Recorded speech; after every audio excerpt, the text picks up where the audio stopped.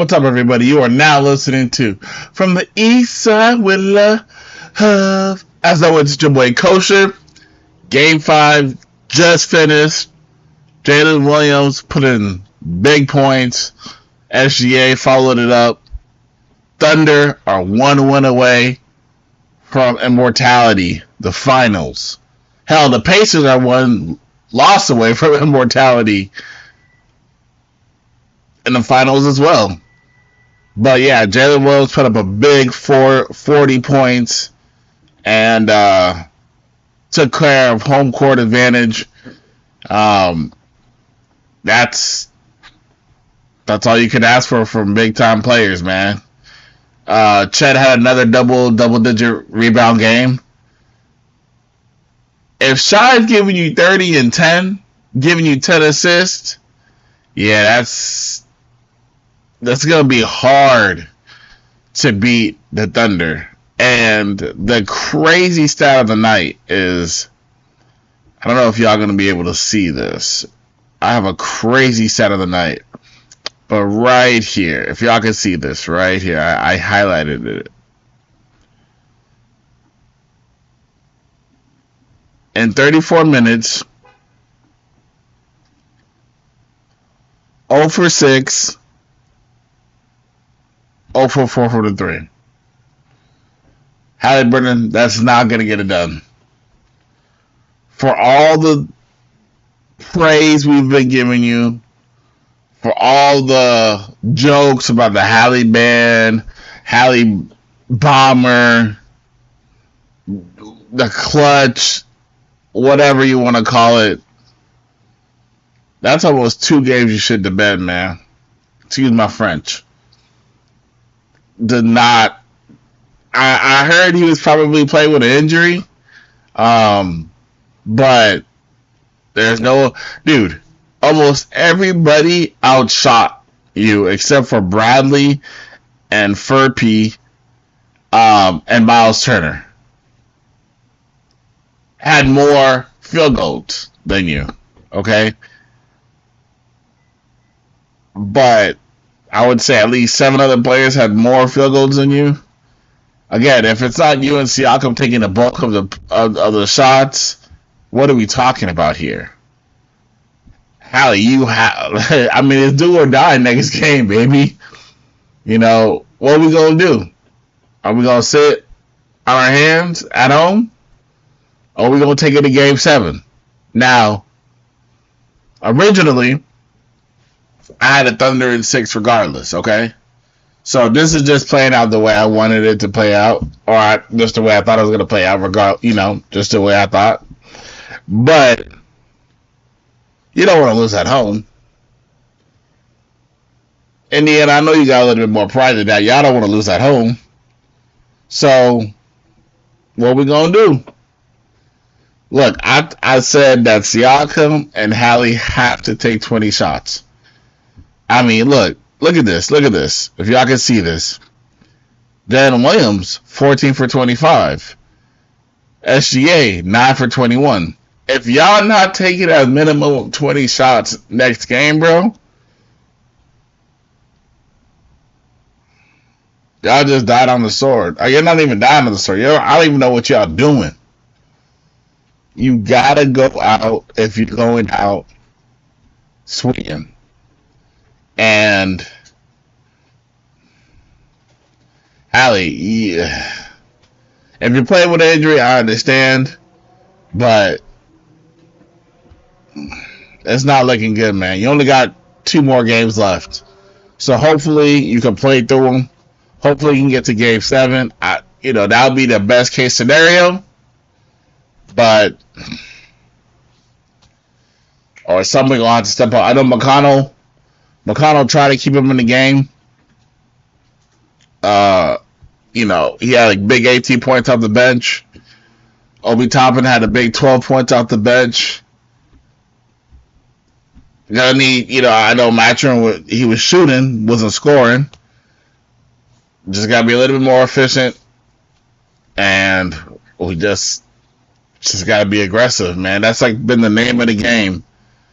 Obviously, Siakam didn't have the 20 shot attempts that I asked for, but he still had 28 points, 9 for 15. So he's very efficient, but just didn't have the shots, like more shots than I wanted. I think if he gets 20 shots, this game might be better, but it might be a different discussion. But yeah, man, rough for Haliburton. 0 for 6, bro. That's terrible. I know he took a nasty fall. Yeah, I mean, we'll see. If he's injured, he's injured. It is what it is. But dang, man, like Pacers, man. I don't know what to tell you. Big trade news, guys. Big trade news in the NBA.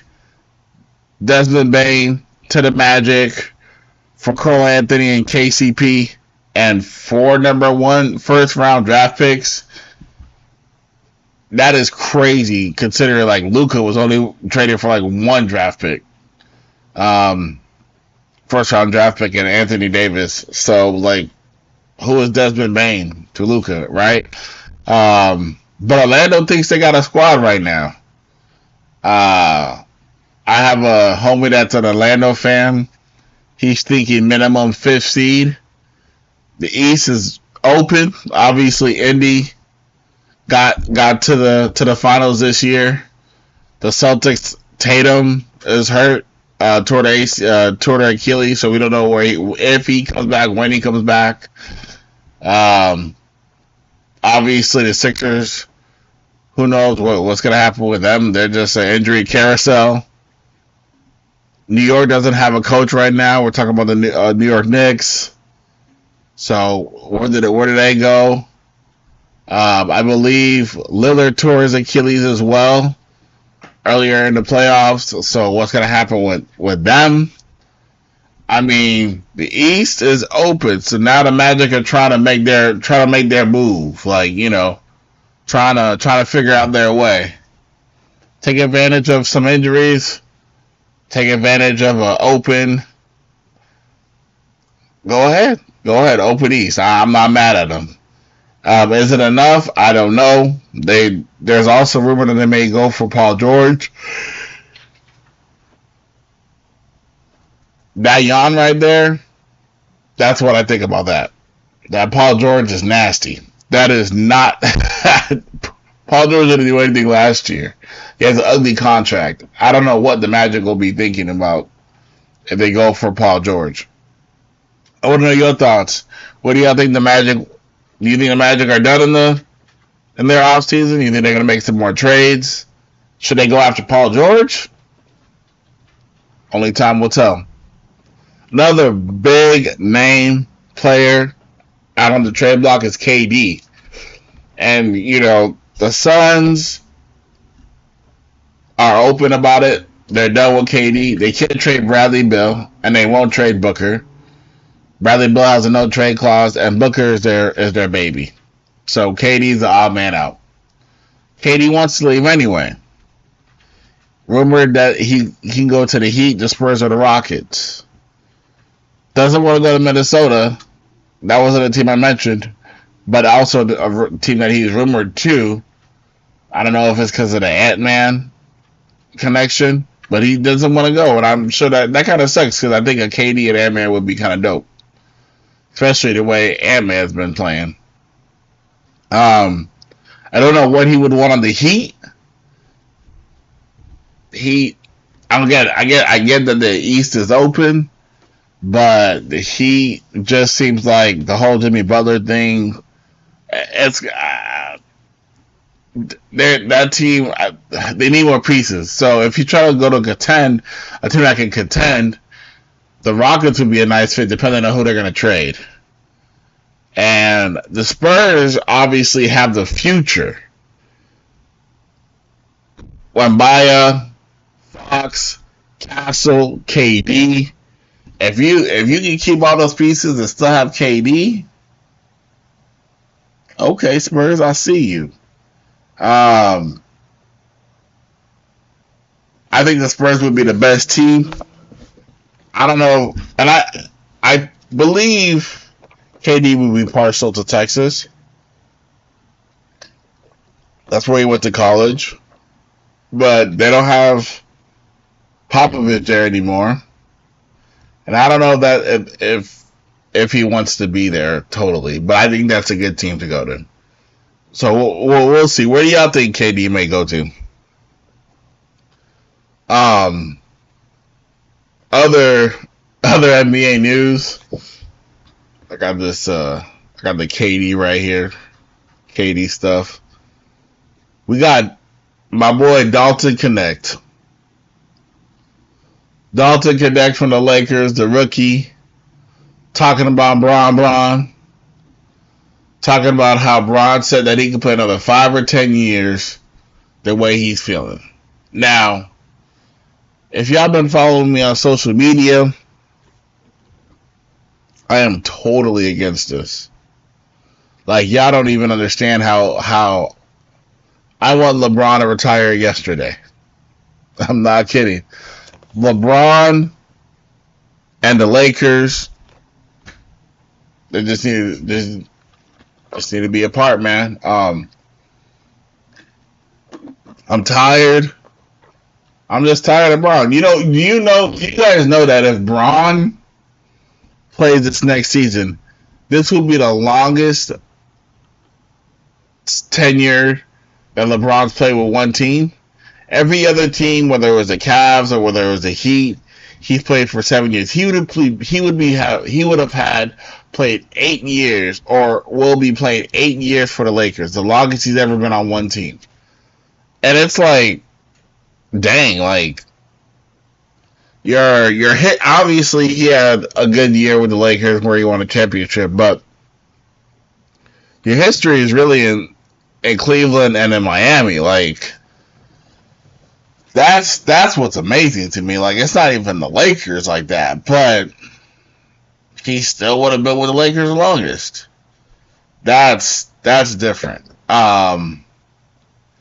Dalton was like, yeah, man, let's run it up, Bron. If you want to play another 5-10 years, I'll play with you, you know? But, nah, man, like, and the amount of money Bron wants, we just need to transfer the team to Luka right now, man. It's Luka's turn. Y'all seen the pictures. He is looking right. He's looking lighter, looking happier, looking like he's taking his off-season workout seriously, looking like basically Luka of old. Very excited to see what happens continuing in the off-season going into next season, to see if he can keep the weight off, have better conditioning, be the championship player that JJ wants him to be, and have that stamina. The one thing about Bron is I heard his workout routine and his training regimen is impeccable, second to none. There's rumors that he spends up to $1 million a year on his body. Obviously, if you play 22 years in the league at the level he plays, and there is nothing else, no foreign substances, but it's just him, and that just shows you hard work, God-given talent. Hasn't had any serious injuries. Obviously, that's a blessing for him, and he's found something that very, very few athletes have been able to obtain. Maybe the Tom Brady's, maybe the Ichiros. There's other players here and there that you could think, the Ronaldos, Cristiano Ronaldo, players that are older but have been able to still play and compete at a high level. LeBron has shown that. So if the thing that LeBron can at least show the guys on their team is how to take care of their body, how to not take injuries, that I'd be grateful for that. That'd be enough for me. But I don't need him to play another 5 or 10 years, especially not on the Lakers, man. I'm good. I got some big three news.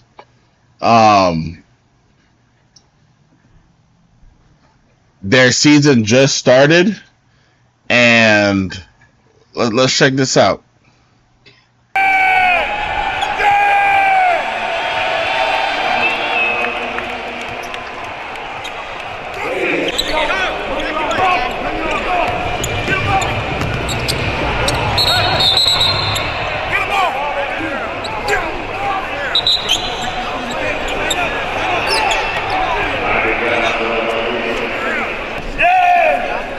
Michael Beasley and Dwight Howard going at it.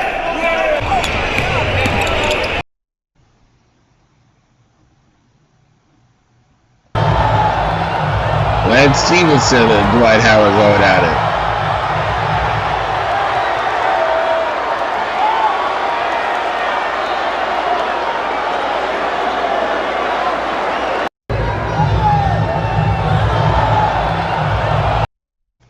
So, Lance Stephenson obviously doesn't want to get embarrassed again. Wants to welcome himself and Dwight Howard to the league. They get into a scuffle.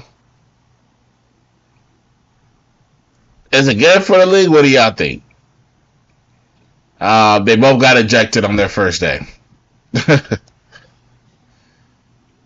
Now, this right here, I don't think this could be tolerated.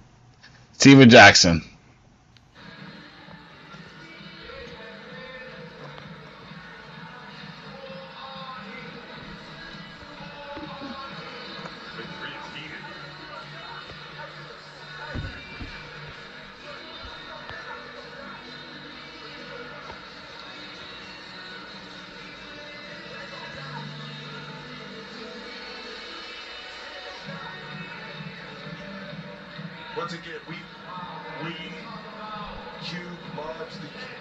Steven Jackson got into some type of altercation with one of the players on the Houston Big Three team.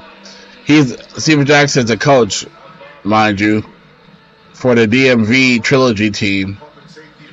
And Steven Jackson's ready to go to the back to catch this player.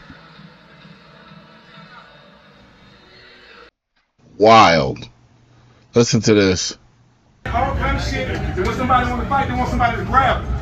Same bitch ass niggas be at the hotel begging me for shit. Now y'all want to show I'm one of these people. One of them niggas get burned fucking with me. I'm not these niggas. Google me, bitch. I will burn one of you hoes. Pause, first of all. I don't know what you mean by burn. Actually, I don't. Obviously, you know, locker room talk's locker room talk. He didn't say it. He wasn't trying to say it out in public, but somebody was recording. And he's a coach, and he has a lot to lose. Can't be talking like that, man. And it's not that serious. We know it's not that serious, Steven Jackson. We know what you about, man. I know you passionate, but I don't know. I don't know if all business is good business, is all news good news, you know. But to me, it's not a good look, man. It's not a good look. And the season just started, bro. Like, we're going to take some L's, we're going to take some wins. But this kind of controversy, like, it's got to, I don't know. I would love to hear Ice Cube's take on it.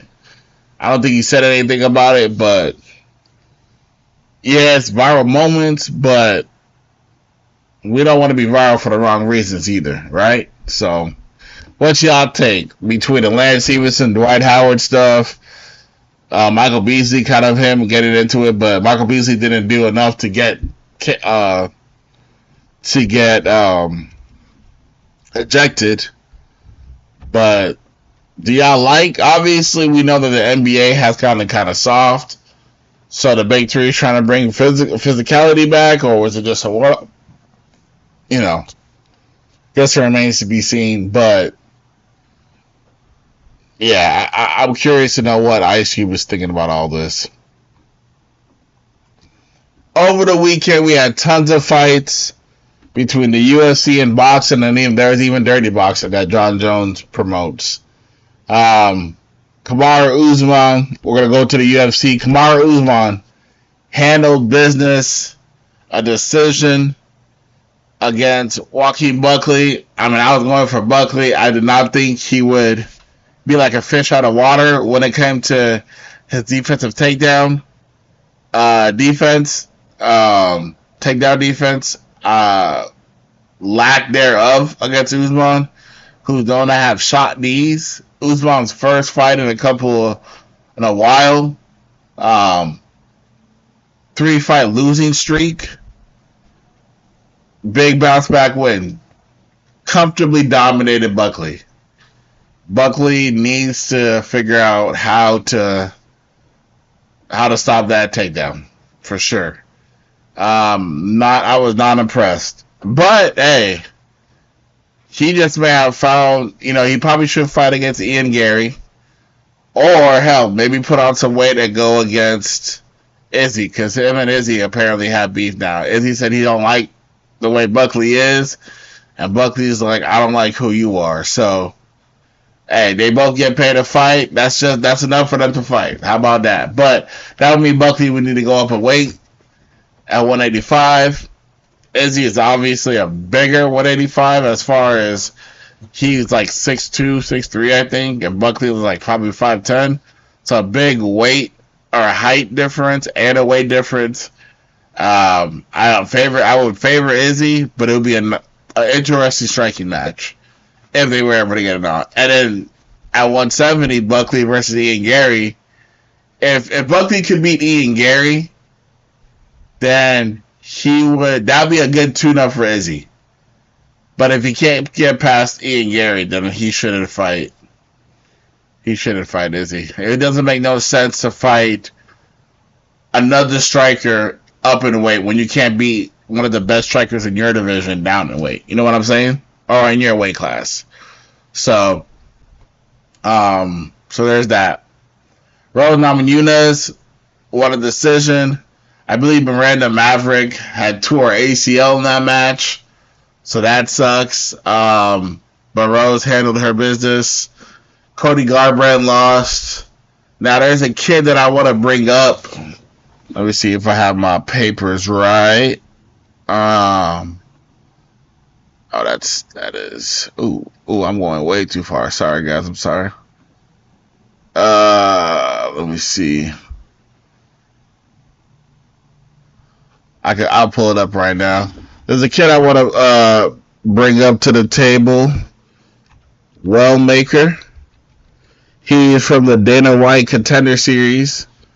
And he used to be as you can see right here, he used to be a welder and a pipe fitter, and he quit his job earlier this year because he got the opportunity to get into the UFC and hasn't looked back since. Undefeated, 10-0. Let's look at this right here. Ooh. Let's look at that one more time. Just walk off KO. That right hook, man, nasty. Lifted up the leg to look like he was gonna kick, which he had did before. Guy tried to check it, did not even see the hands coming, and he was practicing this too. Look at this. He was practicing this. So, yeah, this kid knows what he's doing. I'm happy for him. Got 2 fight of the nights. Knockouts of the nights. 2 knockouts of the nights in a year. So $100,000 bonus plus whatever he's making in the contract. So what a success story for the kid. He's in a bantamweight 135. And yeah, he's in Merab's weight class. So if you're going to fight Merab, you better have some knockout power. You better have some takedown defense, because we know Merab got that wrestling background too. So yeah, we'll see where this kid goes, but look out for him. That Wellmaker, he could be a problem. Another boxing fight, a boxing card that happened: Richardson Hitchens versus George Camboso. George went against Teofimo, beat him.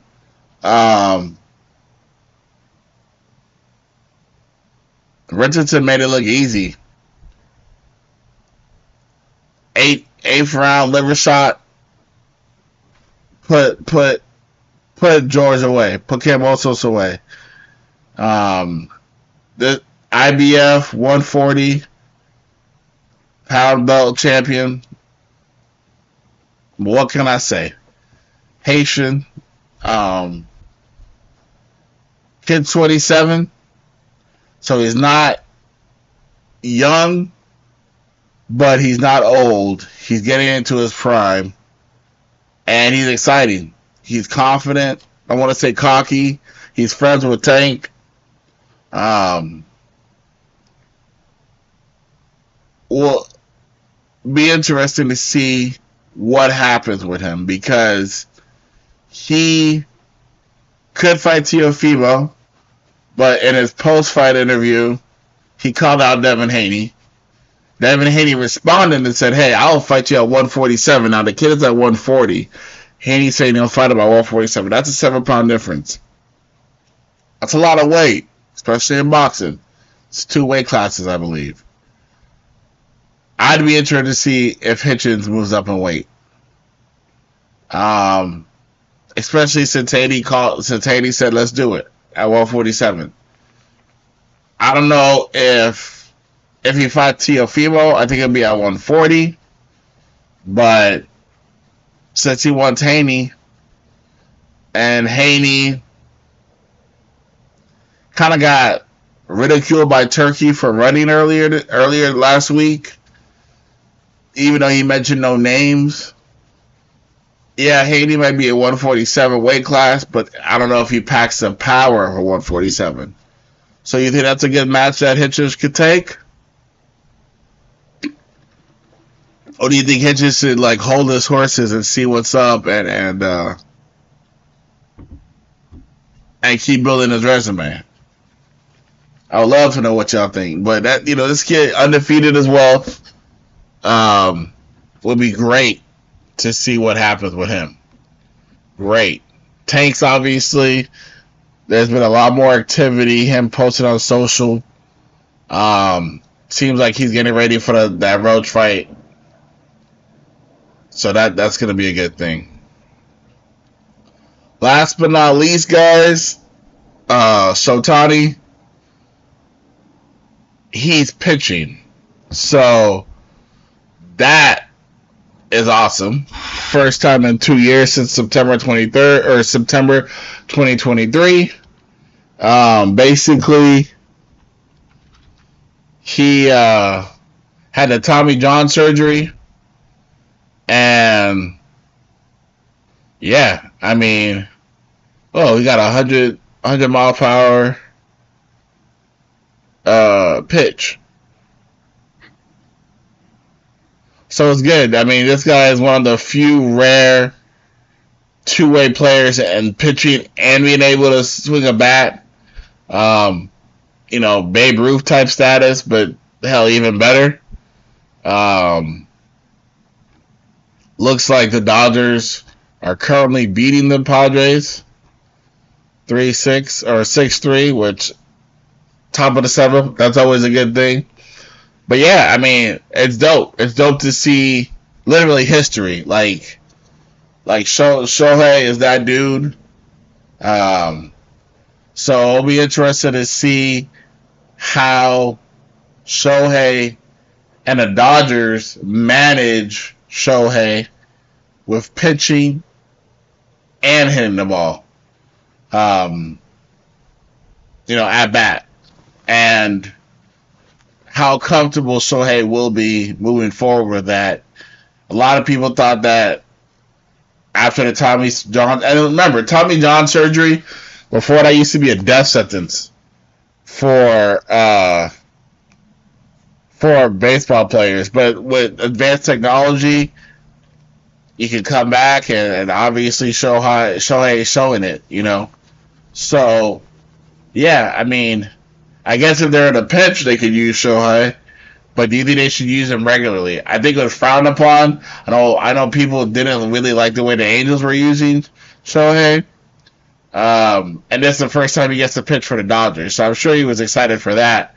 But do you think that's something that they should lean on, or should they just be like, that's just our like ace up our sleeve, or in our back pocket type of thing? I'm interested to hear y'all takes on that.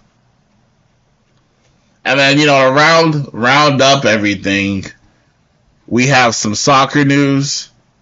The FIFA World Cup is happening, and Club World Cup. So you have all these teams, basically the top teams and around the world, where there's Chelsea, Real Madrid, PSG, Atletico Madrid, LAFC, Seattle Sounders, Miami, International Miami, or they have all these club teams who are playing. This is the CONCACAF Gold Cup, but the FIFA World Cup is going on, Club World Cup is going on, if y'all are interested in that. And then we got the CONCACAF Gold Cup going on, where U.S. men's soccer team is playing. Got the Mexicos, Costa Rica, so on and so forth. USA had a really strong showing. They beat Trinidad and Tobago yesterday 5-0, stopping their 3 match losing skid. But they're, and again, this is without their star players. Trinidad and Tobago is not the best team in the world, but still, it's good that they had a good outcome like that.